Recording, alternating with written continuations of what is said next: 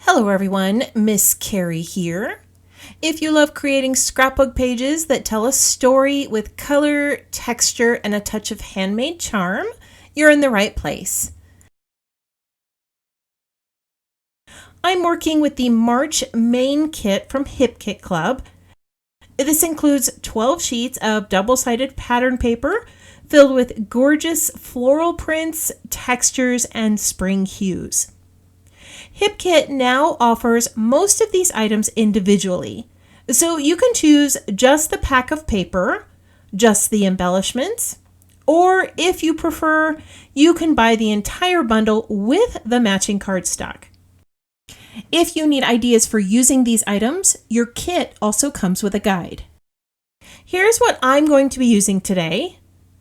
Along with the pattern paper, I'm going to be using the stitchable cardstock florals, tags, phrases, and ephemera from the embellishment kit, foam buttons, aren't these cute? Puffy shapes and alpha stickers, and a couple of the dies that are new on the HipKit site. I'll be showing you how to use those here in a moment. As I create today's project, I'll bring in a few additional supplies. I always encourage you to use what you have in your craft stash, but if you would like a list of the items I'm using, one has been provided for you in the description below. And remember, there is a discount just for you for each of these HipKit items. Let's go ahead and get started with the project. Before we start to assemble the page, I want to show you how to cut out the borders using this eyelet border die. This is one of my new favorite tools in the March HipKit collection. It has tiny holes for stitching, which gives your layout that cozy handmade feel. Of course, I love anything that involves stitching, but they often have very intricate pieces that can be difficult to cut.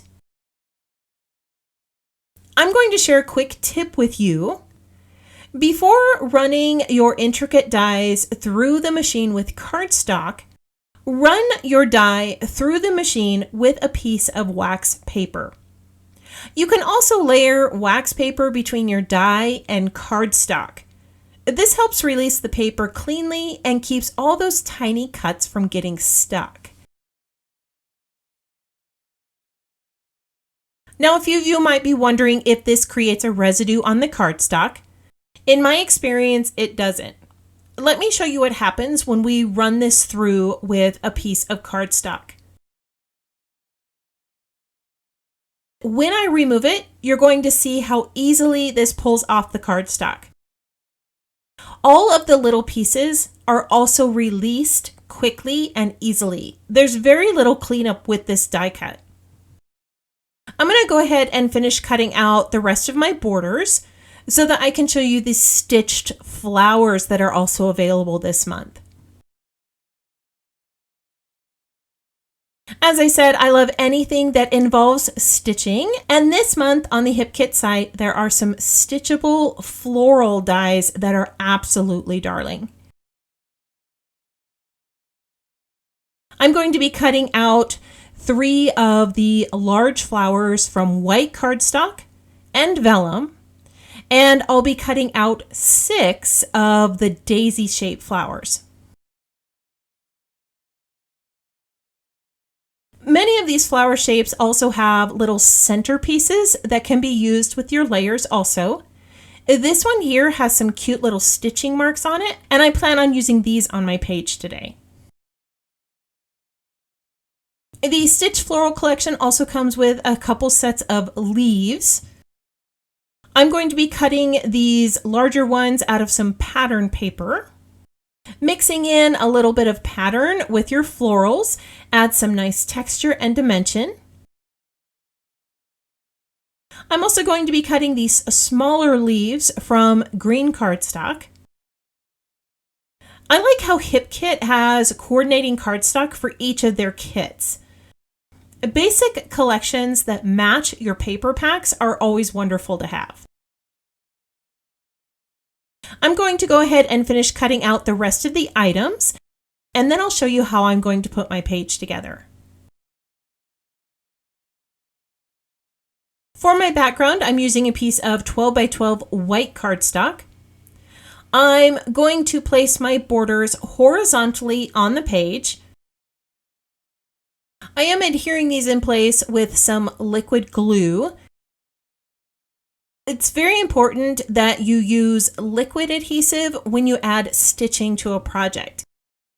If you use a tape runner or double-sided tape, your embroidery needle will get gummed up when you start to add your stitching. I'm going to bring in a little bit of green around my photo. I'm using the pattern that's called Freshly Cut. I like how this has the look of a quilt pattern.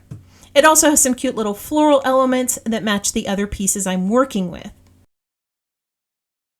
One of the first things I do before I start a layout is pick a color scheme. Coordinating paper packs like this make it easy. Now I'm adding some green near the top and the bottom of the page. I chose a pattern that was called Embrace the Fun. It has some great lines and borders. I trimmed it down the center so that I could create a nice pattern near the top and the bottom. Off camera, I added some stitching to this layout. I added some along the top and the bottom near each of those borders. I also added some zigzag stitching next to my photo. Before I bring in my flowers, I want to add some more layers around my photos to help them stand out a little bit more. I'm going to start with a title. I'm going to grab this little blue tag here and place it right next to my photos. Now we all know that the story is just as important as the photos. For this page, I created a hidden journaling pocket. So I'm going to grab this green tag here and tuck that right in at the top. These stitched floral dies are very customizable. I cut them from white cardstock and vellum, and then I brought in some yellow embroidery thread for texture.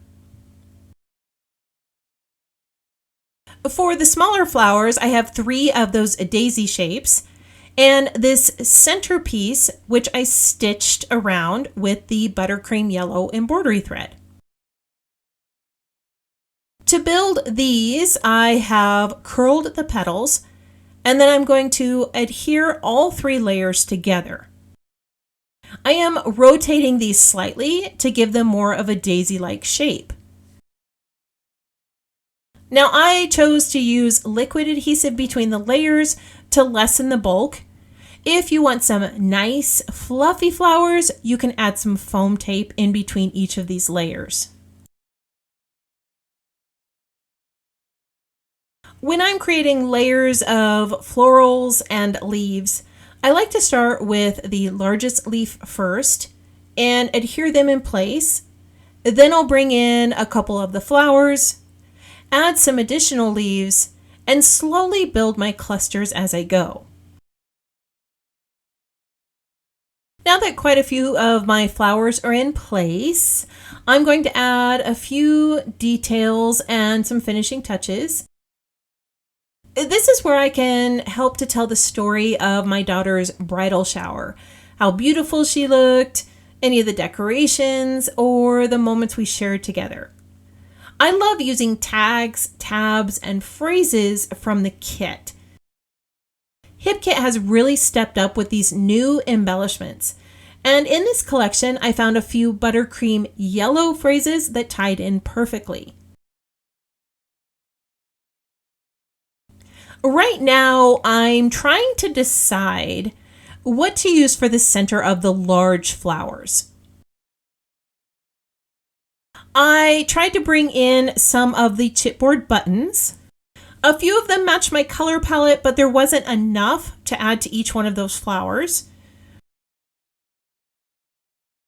As I was digging through the March kit, I looked at the set of puffy letter stickers. In the center of the O is a little dot, and I think this is going to make the perfect center for the flower.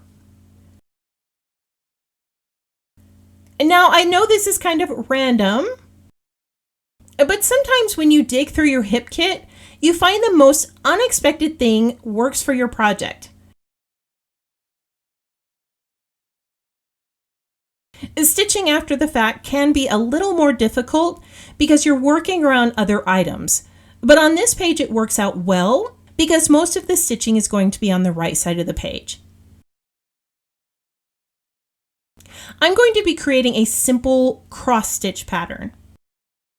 With cross stitching, you get a more even stitch if you do your first diagonal stitch in a row, and then you come back and do the second diagonal stitch, forming those little X's. I'm going to go ahead and finish the rest of these borders, and then I'll come back and show you the completed layout. Here is the finished page.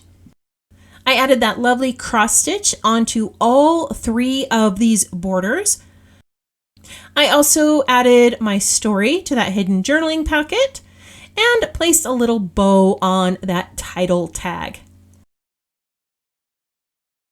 If you enjoyed this process video, please take a moment to like, subscribe, and share it with your crafty friends.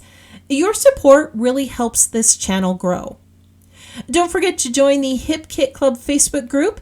It's packed with ideas, challenges, and tons of inspiration from amazing creators just like you. I want to thank you for joining me today. If you have any questions about this project or the supplies listed below, feel free to leave me a comment. I hope you have a wonderful week, and I can't wait to see what you create.